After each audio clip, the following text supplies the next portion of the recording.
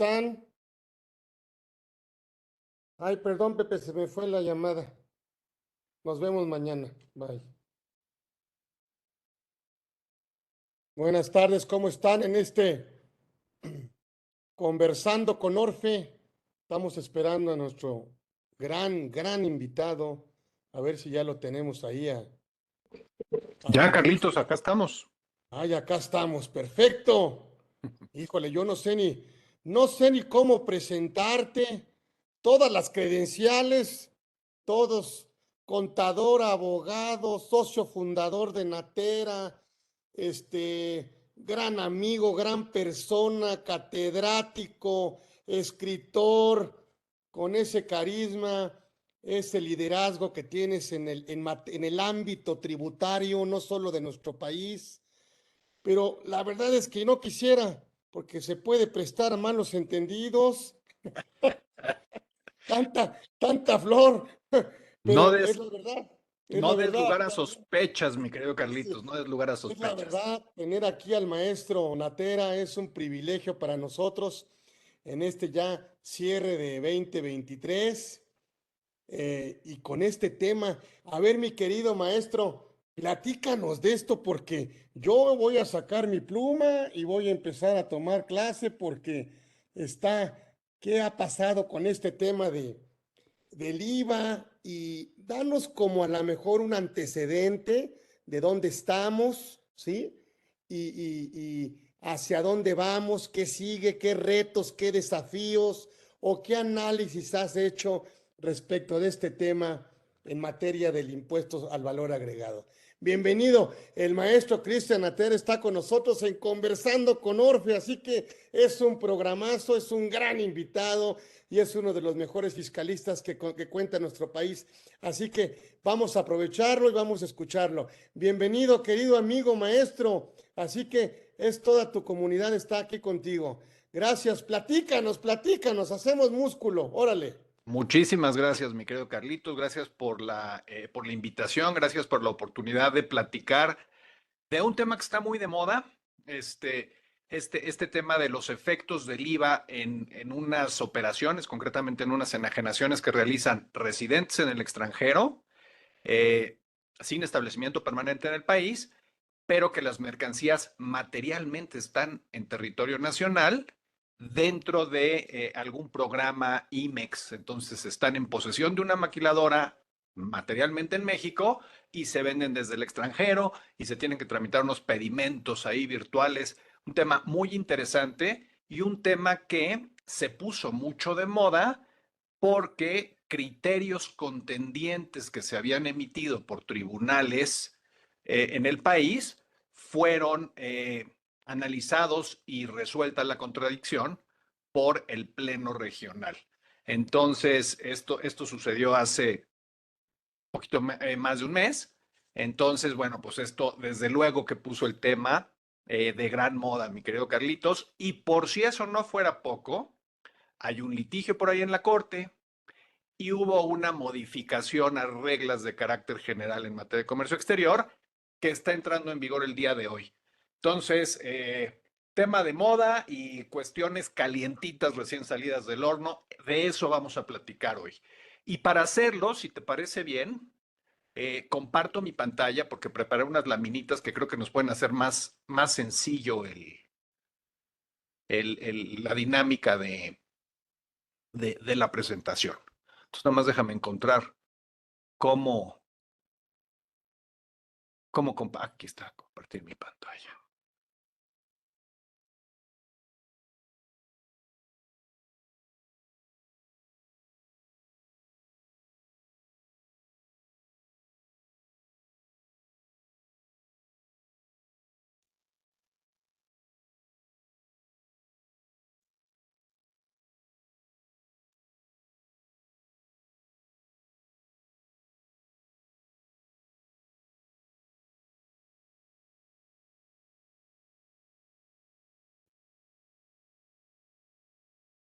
Se ve, no sé si se vea bien o no se vea bien, mi querido Carlos. Sí, se ve bien, se ve bien. Se ve bien. Perfecto. Entonces, si te parece bien, empezamos a platicar con esto en mente. Como decíamos, vamos a hablar de este tema y voy a tratar, perdón, solo como preámbulo, como antecedente, es un tema que tiene mucho tecnicismo aduanero y voy a tratar de evitarme demasiado tecnicismo y demasiada jerga aduanera para centrar el problema que queremos analizar de manera muy puntual, que es el tema de IVA en estas operaciones. Entonces, voy a tratar de hacerlo de manera simplificada, quitando mucha jerga aduanera. Sé que en tu foro, mi querido Carlos, hay muchos expertos en materia aduanera, entonces les pido esa comprensión de no entrar con tanto detalle en las reglitas aduaneras para no perder al resto del grupo en un tema que es esencialmente tributario. ¿Sale? Muy bien. Empezamos con lo más sencillo que podemos empezar este tema. Pensemos en una operación de maquila típica, tradicional, como la hemos visto por años y años en este país. Tenemos una empresa en el extranjero, que es, normalmente le llamamos el principal en el contrato de manufactura o de maquila, y es normalmente dueño de una serie de mercancías, de bienes. Pensemos en insumos, pensemos en activos fijos, como pueden ser maquinarias, como pueden ser moldes, como pueden ser herramientales, y le proporciona todos estos insumos y activos a una empresa maquiladora en México que tiene autorizado un programa IMEX por la Secretaría de Economía Sí. y que va a llevar a cabo una actividad de manufactura. Con esos insumos, con esos activos, va a fabricar bienes, va a producir manufacturas y una vez que estén producidas, pues las va a retornar al extranjero para que el dueño pueda hacerles lo que les tenga que hacer, comercializarlas a nivel mundial. Esa es la forma o la estructura más tradicional y más normal y más sencillita de una operación de maquila en México. Así es. Creo que no nos debe de sorprender a nadie, nos suena muy familiar. Y si quisiéramos ver sus efectos fiscales, concretamente los de IVA, que es lo que nos va a ocupar en esta sesión, pues me parece que tampoco debería de haber grandes sorpresas o grandes interrogantes al respecto.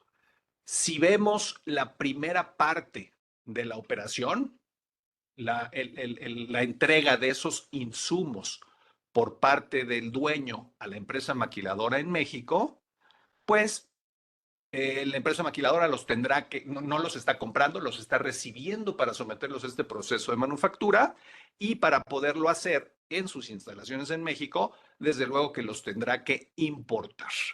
Esa importación de los insumos y de los activos es un acto gravable para efectos del IVA en términos de la fracción cuarta del artículo primero y el capítulo respectivo, y bueno, pues la maquiladora estará obligada al pago del IVA por esa importación temporal.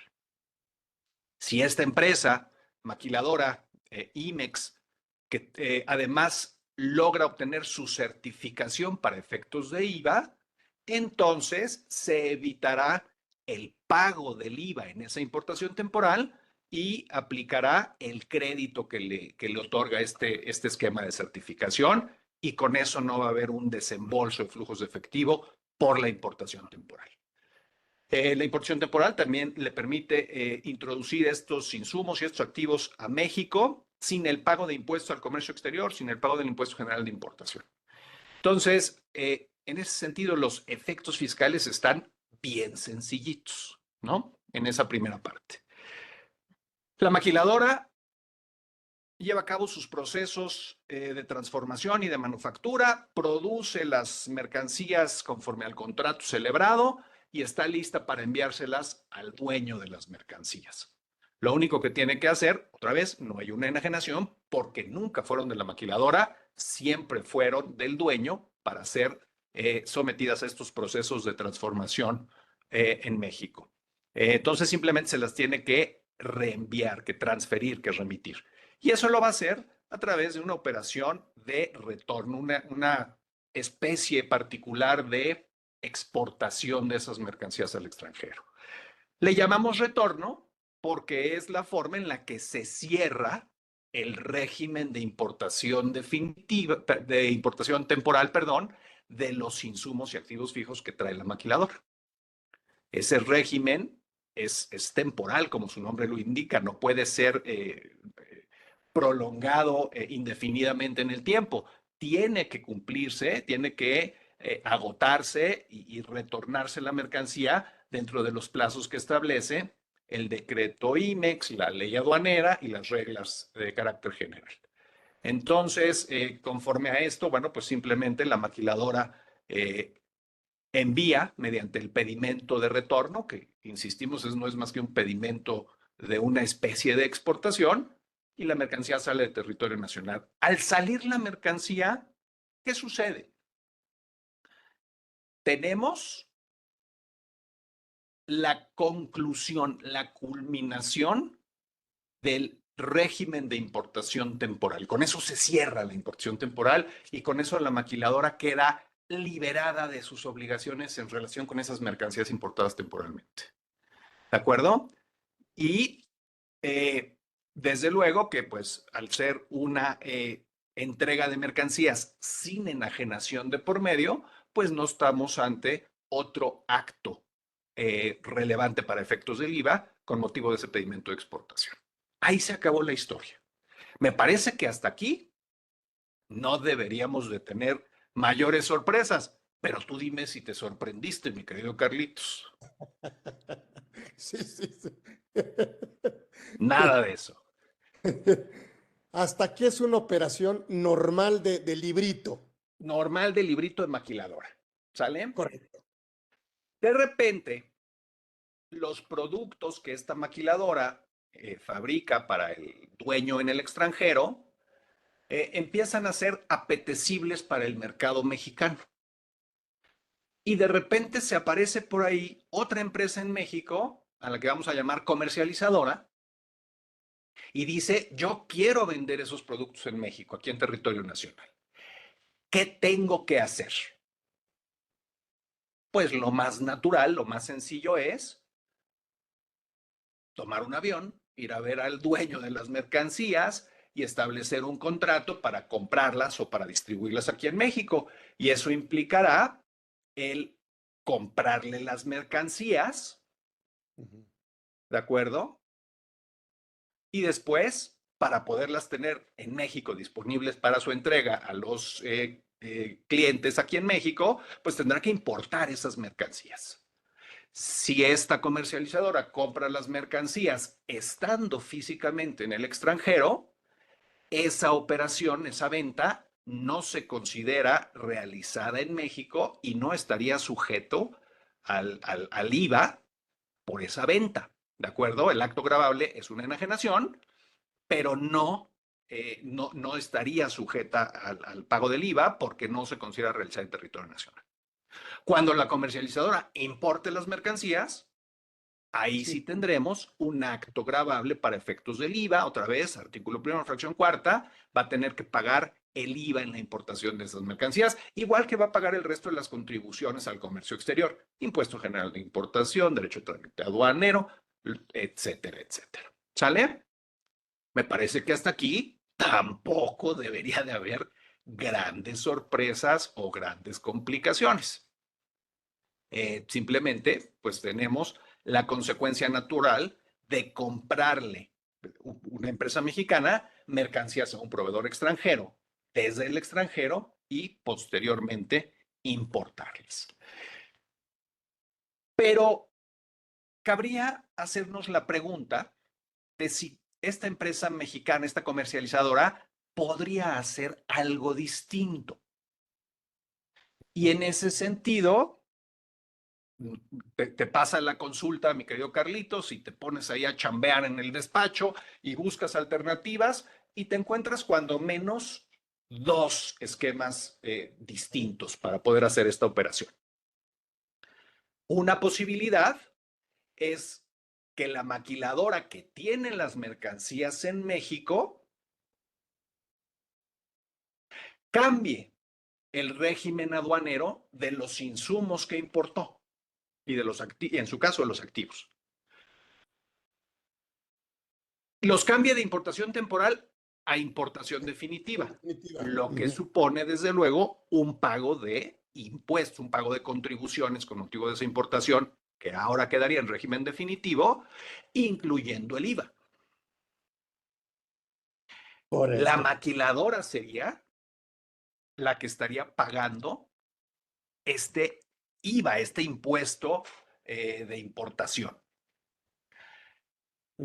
Y estando ya bajo régimen de importación definitiva, pues entonces podría esa mercancía ser vendida en territorio nacional.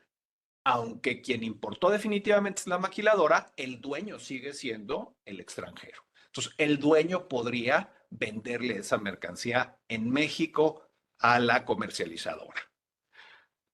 Si eso sucede, pues la venta se considera realizada en México conforme al artículo 10 en relación con el artículo primero, fracción primera de la ley del IVA. Nos dice el artículo 10 que la venta se considera realizada en México si en México están los bienes objeto de la venta al momento de su envío al adquirente. Siendo este el supuesto, pues la venta está grabada en México. Y el vendedor es un residente en el extranjero. Si suponemos que ese residente en el extranjero no tiene establecimiento permanente en México, entonces el adquirente estaría obligado a retenerle el IVA correspondiente a esa venta y enterarlo en términos de lo que establece el artículo 1A, fracción tercera de la ley del IVA. ¿De acuerdo? Es una posibilidad. El título quinto ya será un tema del residente en el extranjero. Correcto. Y al hablar de título quinto, pues te estás metiendo a renta, ¿no? Sí, sí, sí. Entonces, ya no estaríamos cambiando de impuesto, pero podríamos analizar el tema de título quinto. Al ser una venta de bienes, difícilmente va a poder quedar grabada en título quinto, pero sin quererme ir más lejos, ya que te metiste a renta, pues cuestionar si eso podría constituir un establecimiento permanente para el dueño y convertirlo en sujeto del impuesto de la renta en México por establecimiento permanente, lo cual nos cambiaría la conclusión de la retención. No habría retención, pero él tendría que pagar directamente su IVA. Pero bueno, no nos metamos en el berenjenal del establecimiento permanente, aunque es bueno haber apuntado ese riesgo o esa pregunta. Sí, sí, ¿Sale? sí.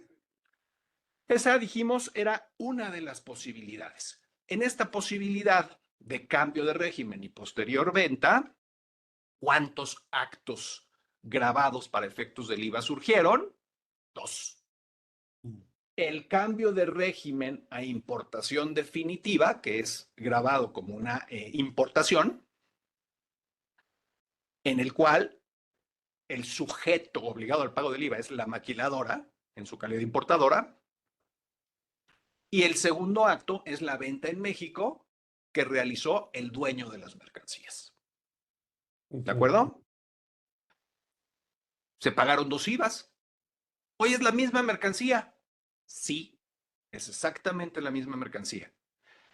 Se pagaron 2 IVAs porque se realizaron 2 actos grabables para efectos del IVA. La importación y la venta.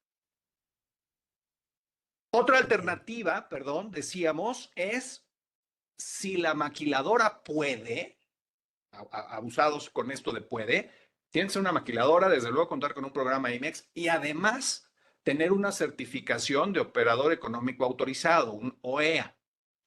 Si la tiene, entonces puede asomarse a una posibilidad distinta que le ofrecen las reglas generales de comercio exterior y que concretamente están en la regla 733, que son tal cual beneficios y facilidades que se otorgan a quienes tengan la certificación de operador económico autorizado.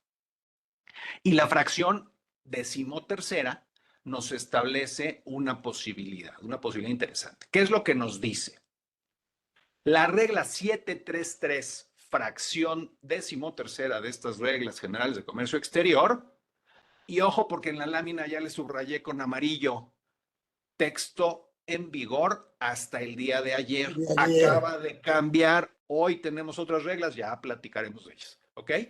Pero me quedo en estas porque fueron todas las que dieron lugar a la discusión, primero con la autoridad fiscal, luego en tribunales y que luego nos llevaron a la contradicción de tesis. ¿Qué es lo que nos permite esta regla? Nos permite que la maquiladora haga un retorno virtual. ¿Qué quiere decir esto de un retorno virtual?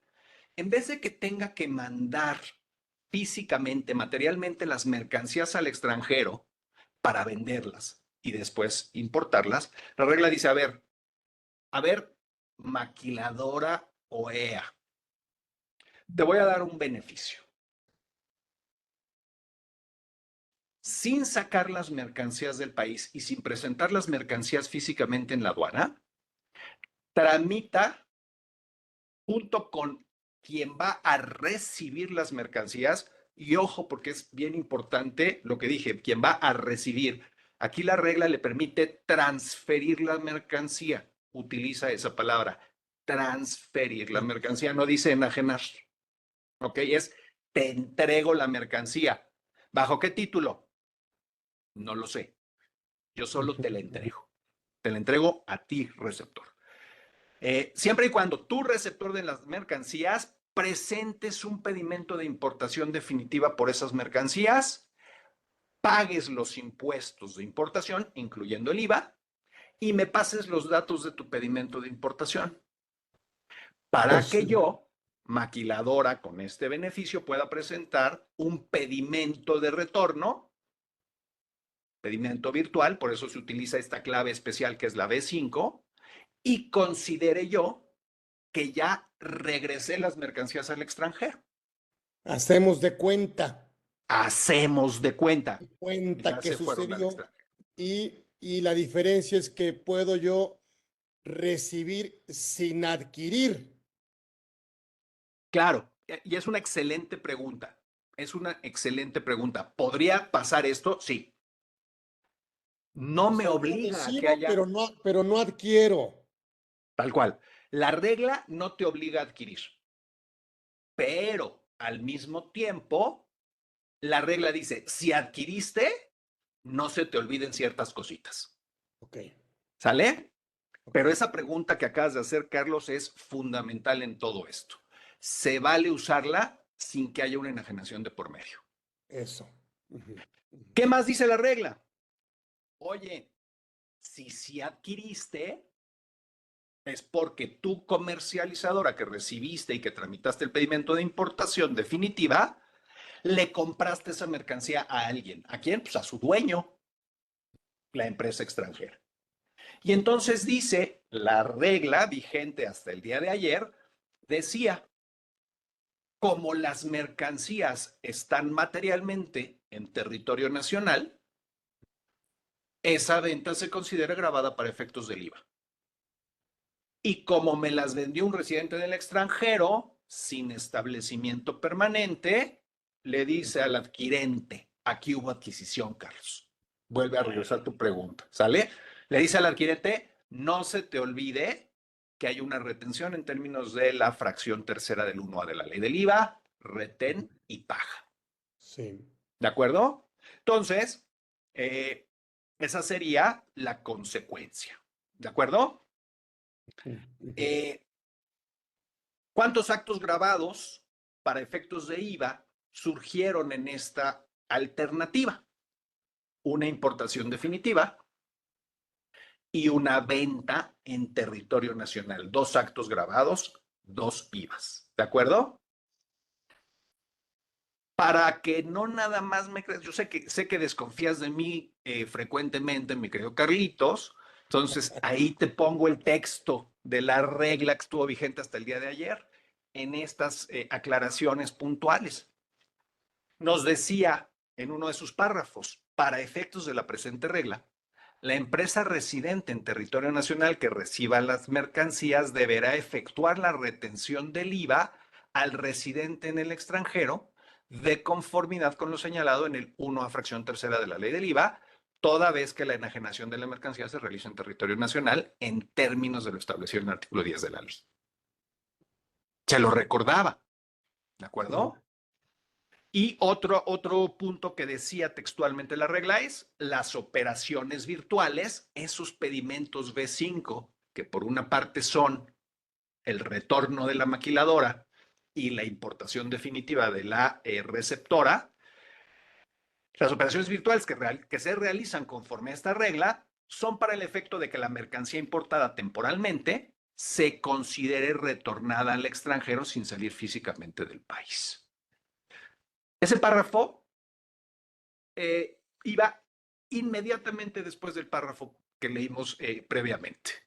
De alguna manera nos aclaraba, no quieras llevarte los efectos de los pedimentos B5, del retorno virtual, a algo más allá del simple retorno, del simple cumplimiento de la obligación de la maquiladora de retornar las mercancías que había importado temporalmente. ¿De acuerdo?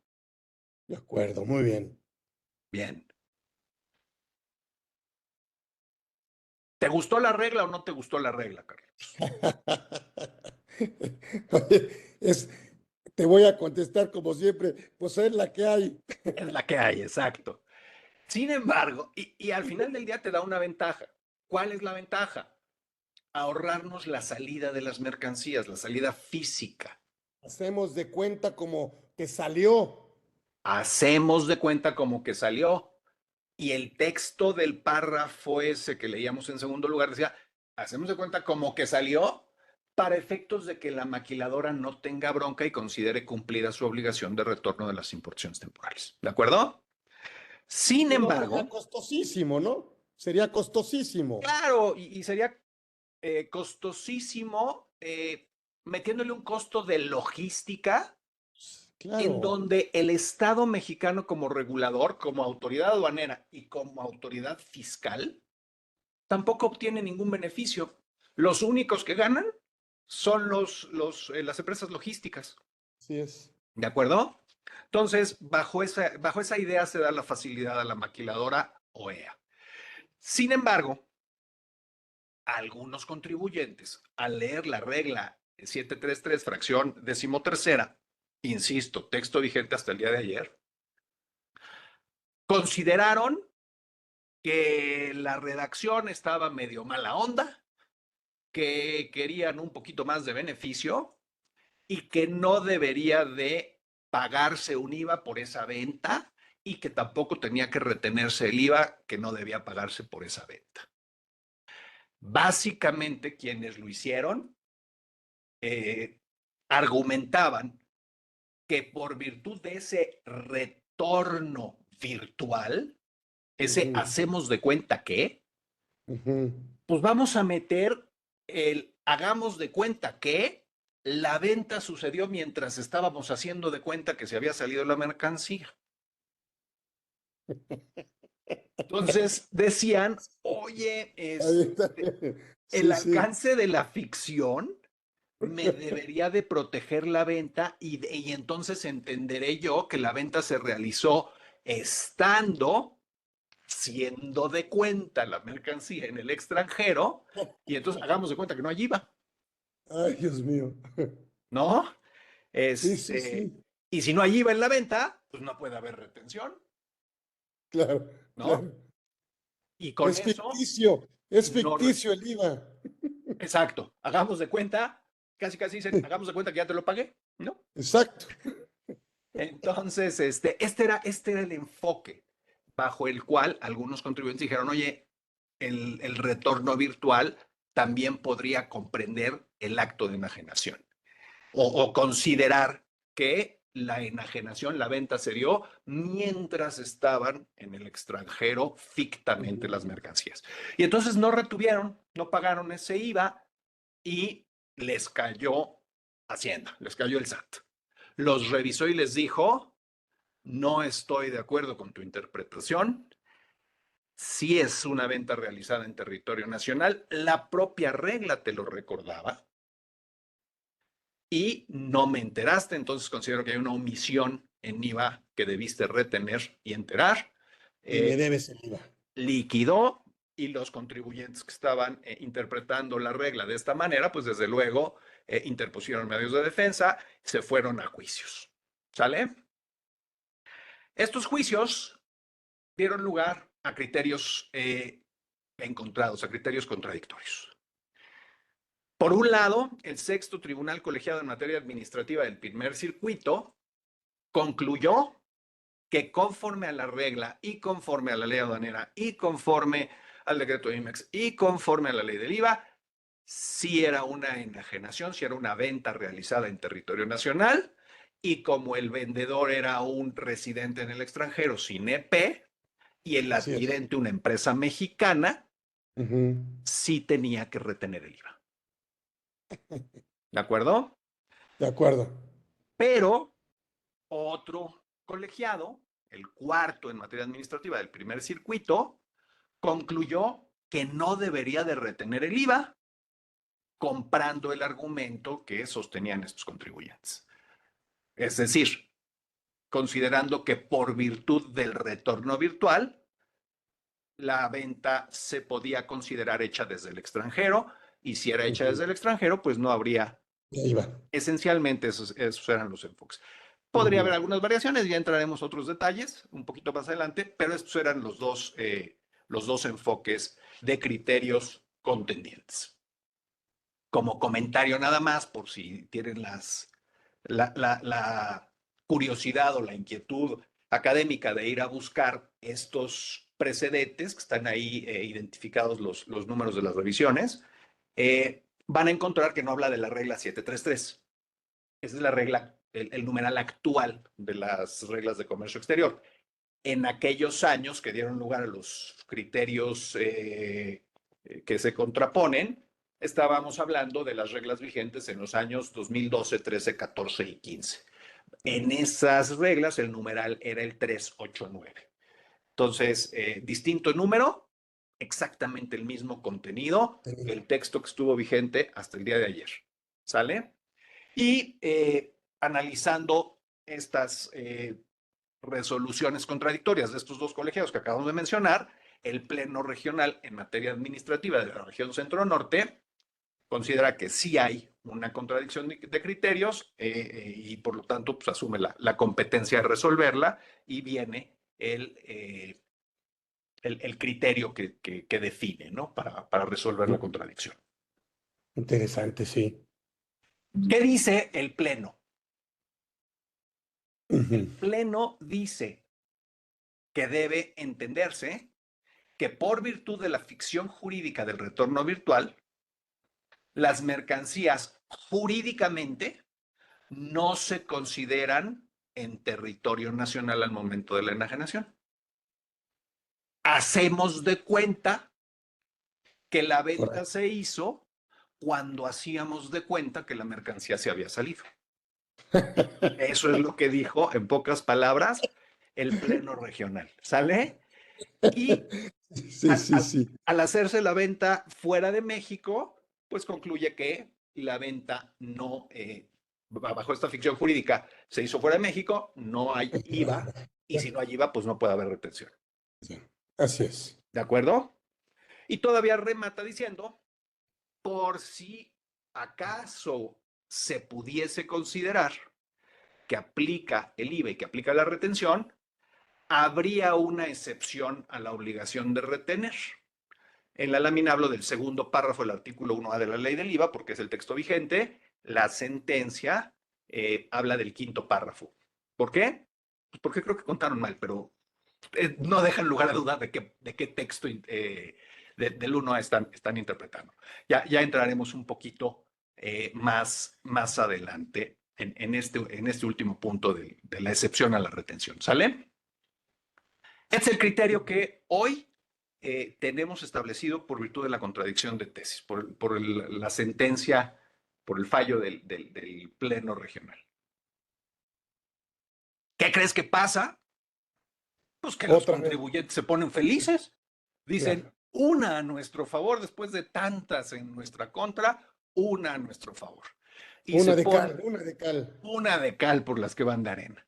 Se ponen encantados, se ponen felices, y bueno, pues empiezan a celebrar y a cacarear el huevo, ¿no? Y alguien Correcto. no estaba tan contento, alguien no estaba tan feliz, el SAT, ¿de acuerdo? Y Ya me entonces invitaron a la. Claro, claro, claro. ahí anda haciendo berrinches y ahí anda viendo cómo le da la vuelta a la tortilla. Ya platicaremos de las maromas o los esfuerzos que están haciendo nuestros amigos del SAT por darle la vuelta a la tortilla.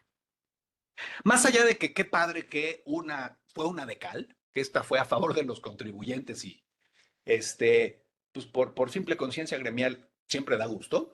Eh, Claro. Me parece que en un análisis estrictamente académico y técnico se vale hacer una crítica constructiva del fallo de la sentencia del Pleno Regional. Entonces, voy a dar mis comentarios, ¿sale? A título totalmente personal. En mi humilde opinión, hay un error en el fallo, en el análisis que lleva a cabo el Pleno Regional. Lo digo con todo respeto y, eh, y además diciendo que me duele decir que no estoy de acuerdo, porque además de todo soy súper fan de la magistrada Campuzano, que es la presidenta del tribunal, del Pleno Regional, ¿no? Y, y reconozco su calidad y su visión y perspectiva jurídica, solo acá en no estoy 100% de acuerdo. ¿Por qué no estoy de acuerdo?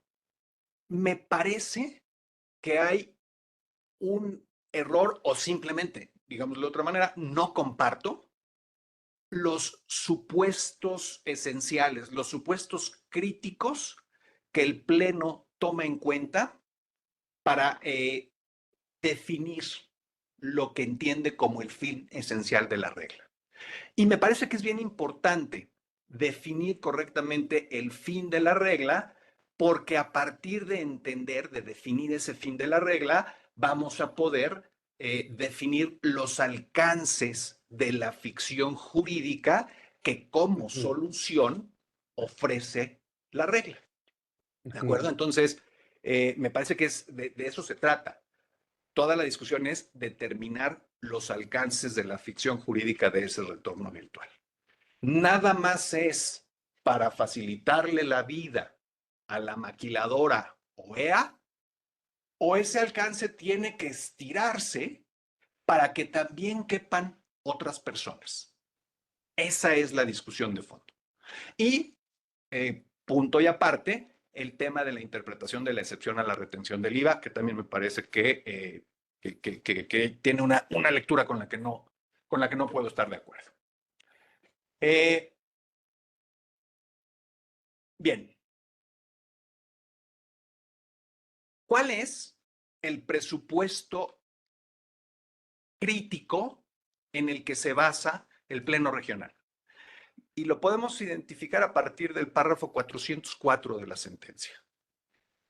Lo que dicen es que esta regla, que esta solución consistente en el retorno virtual de las mercancías sin que sea necesario presentar las mercancías ante la aduana y sin que sea necesario sacar las mercancías del país, Ujú. es una solución para, el Pleno dice, dos fines. Facilitar el cumplimiento, facilitarle a la maquiladora el cumplimiento de su obligación de retorno de las mercancías al extranjero. Y el segundo objetivo, dice, para facilitar también la enajenación de esas mercancías en el país. En esa apreciación del fin de la regla es en donde no estamos 100% de acuerdo. Eh, Me parece que la regla, al estar en la 733, que son beneficios y facilidades para las maquiladoras que tengan el certificación OEA, pues establece beneficios y facilidades para ellos, Para la propia maquiladora. para la propia maquiladora, Así no, es. no para otras personas. Así es, Entonces, así es. La enajenación no la hace la empresa maquiladora. Así La es. enajenación la hace otra persona. Que es la dueña. Es la dueña que está en el extranjero. Entonces me Así parece es. que lo único que está haciendo aquí la regla, me parece que así es como se debe de leer la regla, es el beneficio se le otorga a la maquiladora Ujú. para evitarle el costo logístico de sacar las mercancías. Costo logístico que, como dijiste, no beneficia en nada al Estado mexicano. No. En nada, absolutamente nada. Pero me parece que esta ventaja logística, este beneficio, déjame decirlo de otra manera, esta simplificación para la maquiladora, no debe de asociarse de manera intrínseca e inseparable con una enajenación. El beneficio logístico no es para que la enajenación se facilite. Me parece que el beneficio logístico es para la maquiladora y hasta ahí se queda, al en mi contrario, opinión. sería más onerosa la enajenación si así se decidiera, porque tendrías que repercutirle los costos. Claro, por supuesto. Si te refieres a si no nos dieran la facilidad logística. Así es. Sí, Sí. claro. Por supuesto, se encarece todo. Se encarece Este, todo, se encarece todo. ¿No? O Entonces, simplemente lo que va a pasar es que no va a haber mercancía que se venda en territorio nacional. o sí va a haber, solo va a estar más cara, Ándale. O sí va ¿no? a haber, pero solo va a estar más caro. Correcto. Entonces, ¿por qué me parece que no podemos, o al menos yo no puedo aceptar que es intrínseco el doble beneficio para la maquiladora y al extranjero para facilitarle la venta en México? Porque la regla te permite tomar el beneficio que se creó para la maquiladora aun cuando no hubiera enajenación. Ujú, ujú, ujú. No es Correcto, correcto. indispensable la enajenación. Sí, sí, sí, sí, Si no sí. hay enajenación y la maquiladora se lo transmite a otra empresa sin que haya una enajenación de por medio, la empresa receptora igual va a tener que pagar el impuesto por la importación definitiva. Nación.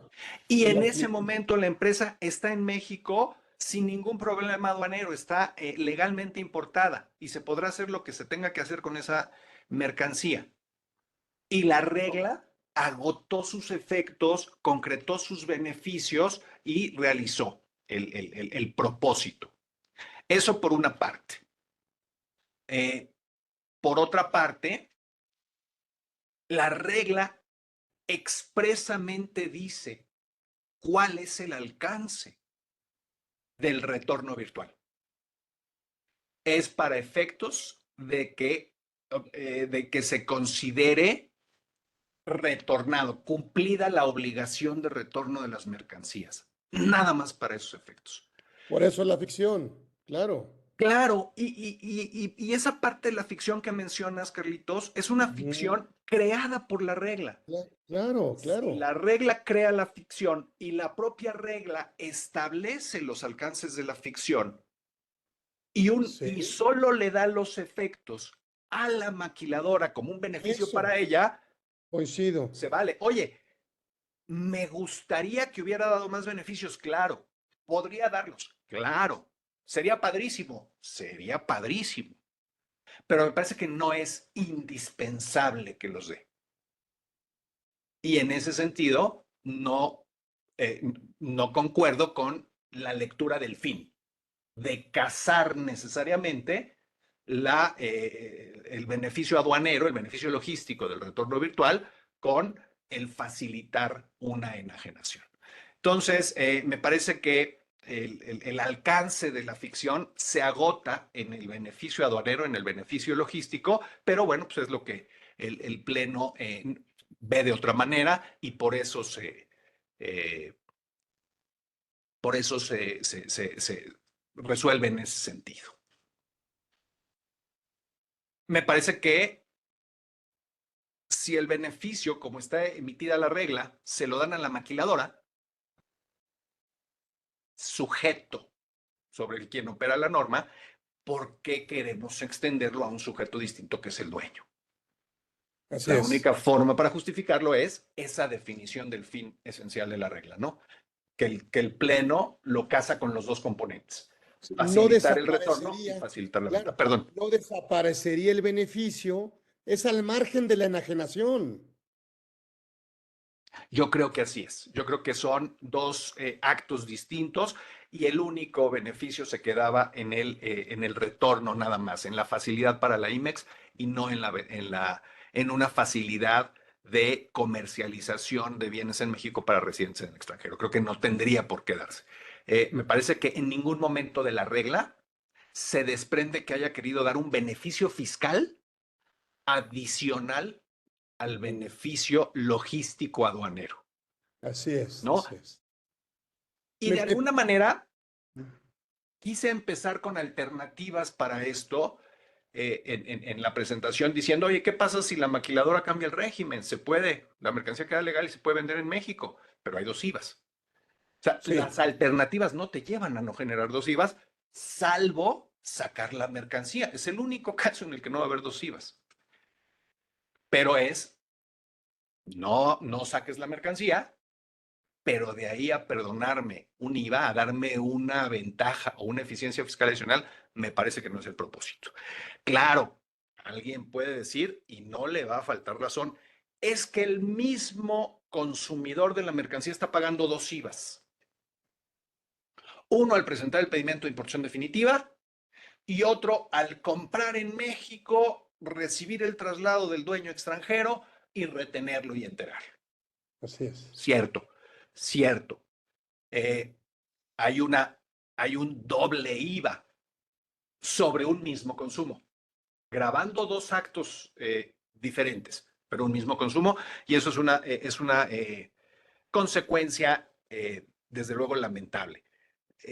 Cabe nada más mencionar que respecto de ese doble IVA en un mismo consumo, ya ha habido pronunciamientos incluso de la Suprema Corte de Justicia diciendo, en el caso de bienes en depósito fiscal, de venta de bienes que están en depósito fiscal, que, eh, que es la consecuencia de la ley del IVA, doble IVA, uno por importación y uno por enajenación, y que Yes. no es inconstitucional de ninguna manera el que haya ese doble IVA. Y en la mayoría de los casos, pues ese doble IVA no representa un costo permanente. ¿A qué me refiero? A que la comercializadora en nuestro ejemplito, en nuestro diagrama, va a poder acreditar el IVA de la importación definitiva y va a poder acreditar el IVA de la adquisición. Entonces, no se convierte en un costo fiscal permanente, lo acredita y lo recupera vía acreditamiento. Oye, ¿tenemos un efecto financiero de fondear el IVA un mes? Sí, sí existe, es No, cierto. pero pagas la diferencia. Pagas nada más la diferencia y al acreditar recuperas ese IVA, no se convierte en una carga fiscal permanente. Entonces, pues me parece que es el sentido de todo esto. Insisto en que no es un tema de enajenación porque la regla está dirigida a la maquiladora y le habla de que la facilidad consiste en la transferencia de las mercancías. La transferencia no es una enajenación. Después la ley habla de que si hay enajenación, entonces se tiene que pagar el IVA por esa enajenación. Pero bueno, es parte de los razonamientos. Eh, y salvo que tú quieras comentar algo en esta parte, mi querido Carlitos, el último punto es si aplica o no aplica la excepción de retención. Exacto, exacto.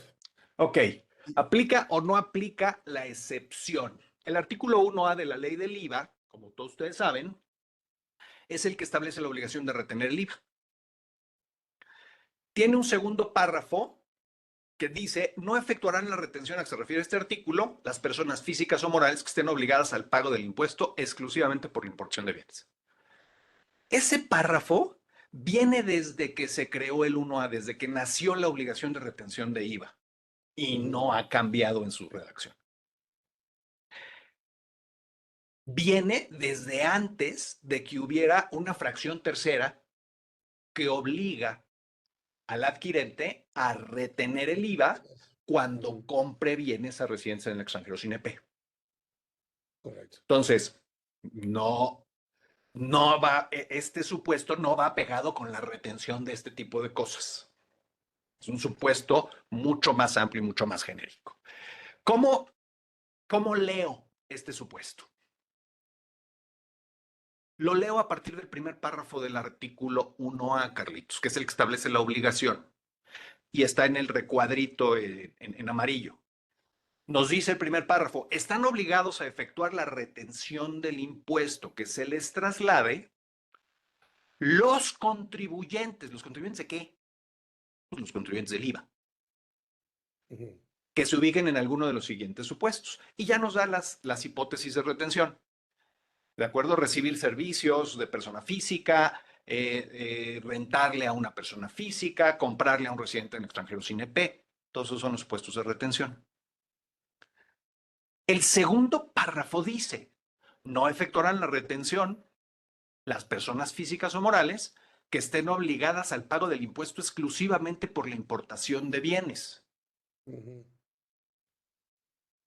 Si yo estoy obligado al pago del IVA exclusivamente por la importación de bienes, ¿dónde pago mi IVA, querido Carlitos? En la aduana, Sí, al presentar mi pedimento. el pedimento y el impuesto pagado ahí. ¿De acuerdo? Ujú. Si solo hago eso, ¿tengo obligación de presentar una declaración mensual de IVA? No. No tengo obligación de presentar una declaración mensual de IVA. Y entonces, ¿para qué si yo no soy contribuyente recurrente de la ley del IVA que presente declaración, ¿para qué me avientes una obligación de retención? Sería una tontería, especialmente si recordamos cómo nació la obligación de retención del IVA. ¿Te acuerdas cuando nació esa obligación que decían, vamos a exigirle a las personas morales que reciban servicios de personas físicas o que le renten inmuebles a personas físicas, que les retengan 2/3 del impuesto? ¿Por qué? Pues porque estamos viendo que las personas físicas se hacen pato y no nos están pagando ese IVA. Entonces, como que se confiaba en que las personas morales eran más morales que las físicas, ¿no? Y esas no se hacían pato con el IVA. Descansamos el sistema de recaudación de IVA Vía obligando a retención. las personas morales a retener esos IVAs. Correcto. Claro, personas que presentaban sus declaraciones, contribuyentes cautivos, contribuyentes a los que les vas a detectar el cumplimiento de obligaciones, a los que les puedes aplicar un seguimiento y una estadística típica de los programas esos de caídas recaudatorias, etcétera. Por eso ese segundo párrafo dijo, oye, el que paga IVA por importación, claro que es contribuyente del IVA. Pero si solo es contribuyente por importación de bienes, a él no le pidas que retenga porque voy a quedar peor que con el otro. Sí. Él no presentaba declaraciones. ¿Cómo lo va a... No lo voy a recaudar. No lo voy a recaudar, sería una tontería. De ahí viene el segundo párrafo y así es como me parece que se explica y se entiende desde que nació la obligación. Sin embargo, a la hora de redactar los argumentos, alguien muy creativamente dijo, este párrafo me dice que la comercializadora que ya pagó el IVA en la importación no tiene que retener. Pues me parece, con todo respeto, que no es lo que dice el supuesto normativo. O sea, que no se ubica en el supuesto. Esa comercializadora, aunque haya pagado el IVA en la importación definitiva, paga el impuesto por otros actos o actividades. Claro. ¿No? Entonces, no me ubico en el supuesto. La comercializadora no paga el impuesto exclusivamente por la importación de bienes. Entonces, me parece que en este aspecto no puede considerarse aplicable la excepción para el caso de estas operaciones en las que alguien ya pagó un impuesto por importación. Entonces, en esta parte, por esto, no coincido con el criterio adoptado por el Pleno Regional. Y hasta aquí ya eché mucho rollo, ya te conté todo lo que pasó. ¿Qué sigue? Eso, maravilloso. ¿Qué sigue, maestro Natera? ¿Qué sigue? Pues sigue el SAT enojado y está haciendo berrinches. Y hay, entiendo, un caso de estos que está en la Suprema Corte de Justicia de la Nación, me parece que en la segunda sala, y que va a ser, su objeto de resolución pronto. Entiendo que lo están litigando durísimo para ver si la Corte confirma el criterio del Pleno Regional o si lo cambia y regresamos a que sí procede la retención. Entonces, vamos a ver, vamos a ponerle mucha atención a ese caso y a la definición que en ese caso pueda tomar la Suprema Corte. Pero en lo que son peras o son manzanas, el SAT ya nos cambió el texto de la regla. Ya la 733, fracción 13, no dice lo que habíamos platicado, ¿ok? Y esto es bien importante, porque Ya todo lo el detuvo, ya análisis lo detuvo, ya lo contuvo, exactamente, ya porque lo todo el contuvo. análisis parte de Eso. que algo en la 733 es inaplicable, ¿de acuerdo? Entonces, al cambiar el texto, pues de alguna manera está tratando de decir, ya no aplica el criterio del Pleno Regional, al menos de aquí para adelante. Lo detengo, ya lo detengo por el Ya lo momento. detengo, ¿sale? ¿Y qué dice el texto de la nueva versión, el que está en vigor desde hoy? La comercializadora a ver, perdón, para efectos del retorno virtual, sigue operándose a través de pedimentos B5 y cambió la forma de decir las cosas la regla. Dice la comercializadora que presente su pedimento de importación definitiva y que pague todas las contribuciones, incluyendo el IVA. Mm. La maquiladora que presente su pedimento. ¿Te Momento. acuerdas que antes decíamos pedimento de retorno? Sí, Ya no dice pedimento de retorno. Ahora dice pedimento que ampare el cumplimiento de la obligación establecida en el 108, quinto párrafo de la ley. el único. ¿Ok? Y te acuerdas que decíamos, el único fin de la ficción es para que se entiendan retornadas. Ya cambió el lenguaje otra vez y dice, al ejercerse la facilidad prevista en esta fracción, se tendrá por cumplida la obligación establecida en el 108, quinto párrafo. Es decir, únicamente la obligación de la maquiladora de retornar las mercancías al extranjero. El Ujú. nuevo texto está tratando de utilizar una redacción distinta para que no haya lugar a dudas de que no hay un hagamos de cuenta que la mercancía ya no estuvo en México. Sí, No, sí, sí. era una facilidad de cumplimiento para la maquiladora y hasta ahí se quedó el beneficio de lo que quise dar desde el inicio. ¿Ok? Ese es el nuevo texto. Pero el SAT sigue muy enojado, mi querido Carlitos. Muy enojado. Sí, claro, claro, claro. Entonces dice que además ahora la empresa que transfiera las mercancías, es decir, la maquiladora, deberá asumir responsabilidad solidaria en términos del 26 fracción octava Dale. respecto del cumplimiento de obligaciones fiscales que deriven de la enajenación que realice un extranjero sin EP en México. O Va sea, a, alguien me lo va a pagar. alguien me lo va a pagar. Si no es el extranjero o el Exacto, retenedor, vas a ser tu maquiladora. Me asumes exacto. responsabilidad solidaria, presentes el formato de 15 a través de un caso de aclaración en el portal del SAT. Y ya que lo presentaste, a la hora de tramitar tu pedimento, que ya no le decimos de retorno, sino para acreditar el cumplimiento del 108, quinto párrafo, le pones dentro del campo de observaciones también el acuse de presentación de ese formato de 15 en el que manifiestas tu voluntad de asumir responsabilidad solidaria. Entonces, yo me amarro porque yo no estoy regalando el IVA. Nunca quise en esta regla regalar IVAs. ¿Sale? Pues sí, ha de pensar, abusó el contribuyente. Pues de alguna manera sí, y dice, oye, pues hubo una tesis ahí de jurisprudencia por contradicción que está generándome un problema, ¿no? Entonces, ¿cómo le hago para frenar el daño? Así le hago. Ya no te habla la regla de una retención. Ya no te habla la regla de una retención.